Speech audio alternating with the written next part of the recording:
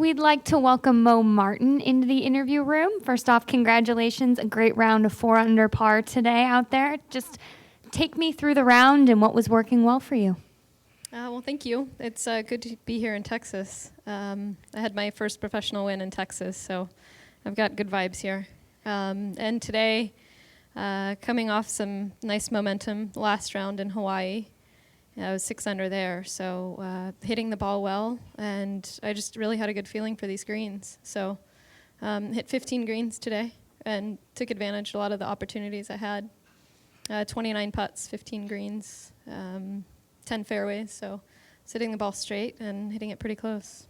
I heard that when I was asking some of the caddies about what you were doing well out there today, they said your distance control was just unbelievable. You were close to pin high most of the time, and you were always under the hole. Did you feel pretty good about that? Was it something that you've been working on, or something that you were just glad to see kind of working well for you? Yeah, actually, I've got to give a lot of credit to my caddy, Kyle.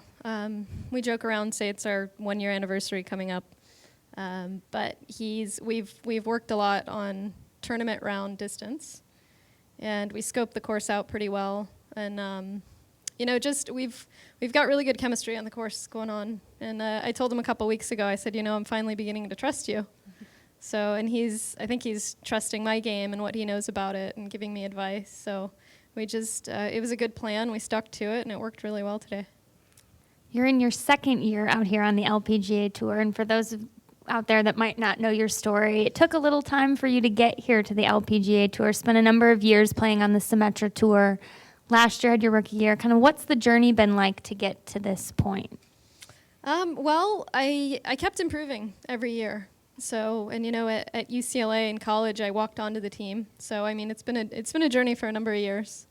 But I wouldn't trade my years out on Symetra for anything, because I learned a tremendous amount, how to manage myself as a professional, learned about all the travel, and learned that this is really what I want to be doing. So it's difficult to get on the LPGA, difficult to get on the PGA, and so I was close for a number of years, so I just kept to it, and now I'm sticking to what I learned out there.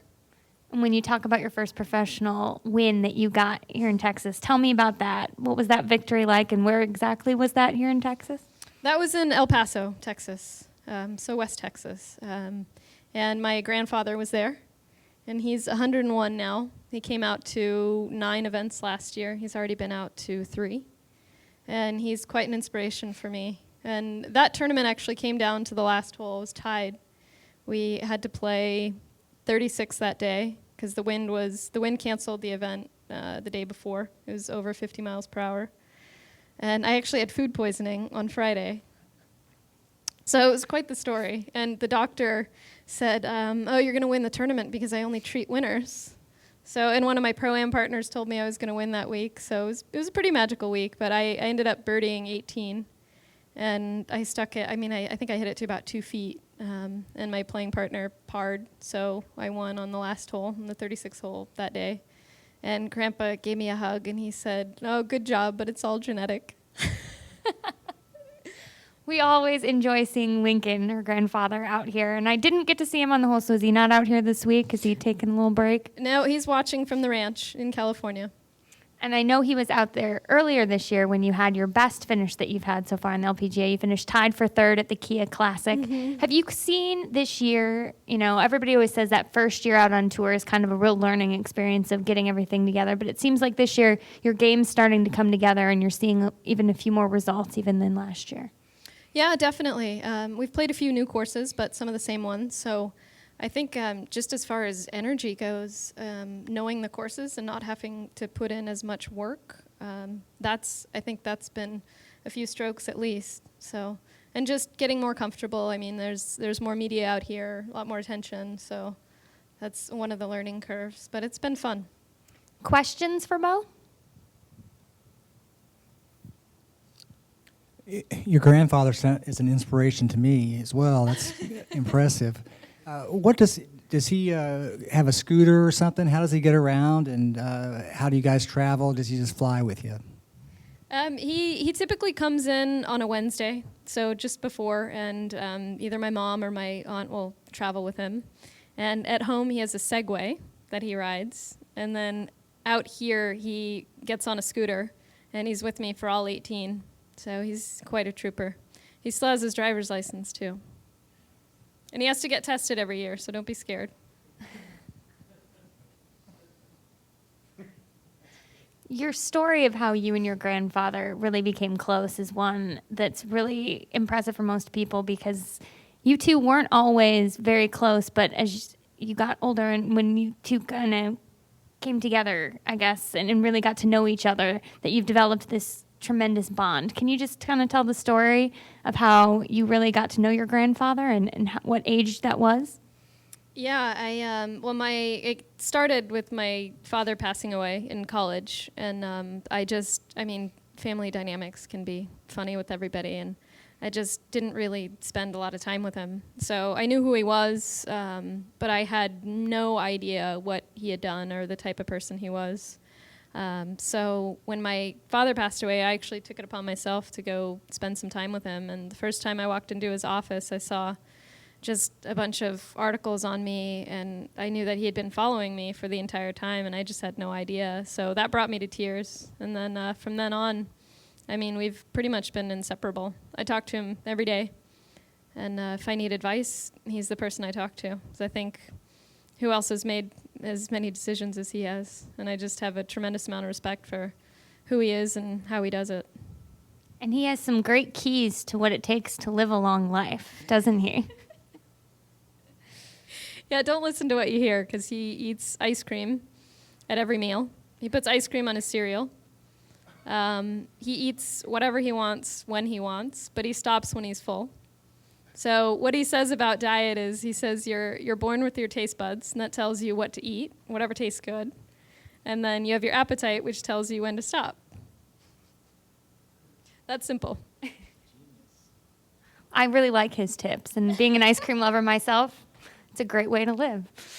But just overall, when you think about your career so far and what you've been able to do now, kind of getting to a point where you're up towards the lead, are you more comfortable having had all the experiences that you've had being in this position when you start putting yourself up there now in the lead, towards the lead on the LPGA? Yeah, absolutely. I remember on the Symetra Tour, the first time I was in the last group, and it was a big deal. And then, my first win, it was a big deal. I thought, did that really happen? Yes, it did. And then I went on to win 3 times. And so, there's definitely a process. That can't be overstated. So that experience, I give a lot to. And it's different every time. So the nerves are going to go, and they're going to be there, and that's going to be great. And that's the part to embrace. But definitely the experience is something to keep under my belt.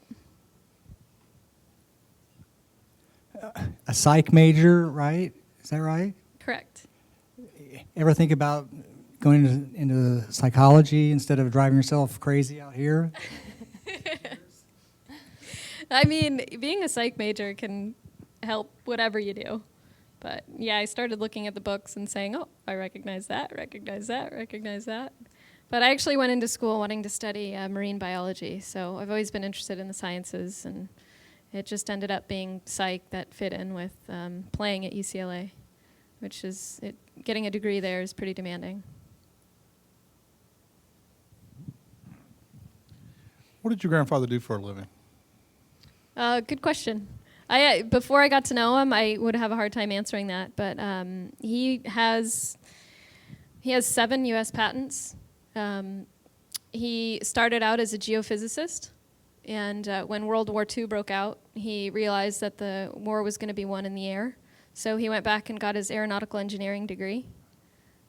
Worked for Douglas. Then he invented the vortex generator, which helped the first swept-back wings take off and land.